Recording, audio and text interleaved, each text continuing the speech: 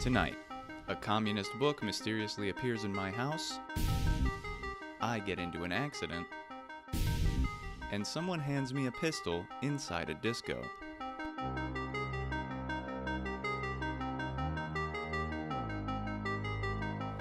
I've written a lot of books, but I haven't written very many screenplays.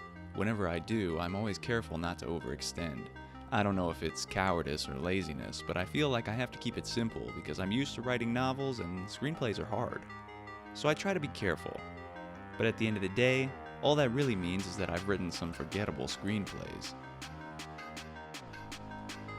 Minimalism is my thing, always has been. I was first bothered by scale getting out of hand in the comic book industry. Too many characters, too many writers, big, cumbersome timelines, and continuities that were so distractingly complex that it was impossible to invest in the story, impossible to form a connection, impossible to take anything seriously, impossible to find a way to care, no matter how much I wanted to.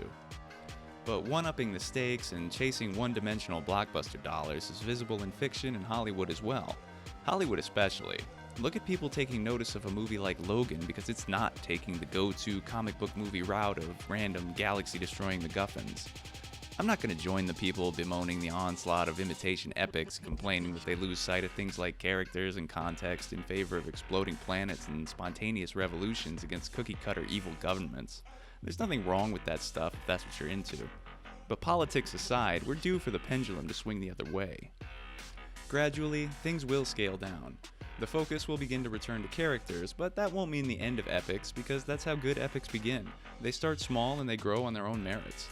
It's the ones that skip all the steps and go straight to the battles that nobody remembers.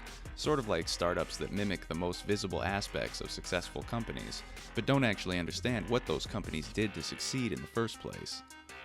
I think that scaling down, getting in touch with the fundamentals of storytelling is a useful thing to do.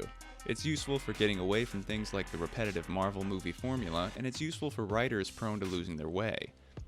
Focus is a desirable characteristic in writing most of the time, and trimming away everything extra or even going farther to limit the scope of a story can keep that story pure and concentrated. 10 years ago, I was a lot more bullish on that kind of downsizing, but now that it's 2017, I'm having second thoughts. Every day there's more. More comics, more movies, more books. Approximately 3,720 to 1! Never tell me the odds. The collective body of work out there in the world never shrinks, it only grows. And when you're going out of your way to keep your story small, when you make those conscious decisions to rein it in, you run the risk of taking it too far. Small and simple can easily step over the line to generic and forgettable. That's not to say that the big stuff can't be generic and forgettable, but it's a tricky balance. If you have the commercial angle in mind, you never want to stray too far from formula. But if leanness and simplicity are the mechanism for playing it safe, there's always the risk of playing it too safe. There's a reader or a viewer out there for every type of story, big or small. Personally, I'm all for limiting scope and maximizing focus, but a story can have a sense of restraint without losing its luster. A story must always include something to make it special. It's an admirable thing when a writer makes the decision to bring it in a little, to trim away everything a story doesn't need. But they have to be careful not to let that special thing, the thing the story can't live without, end up on the cutting room floor.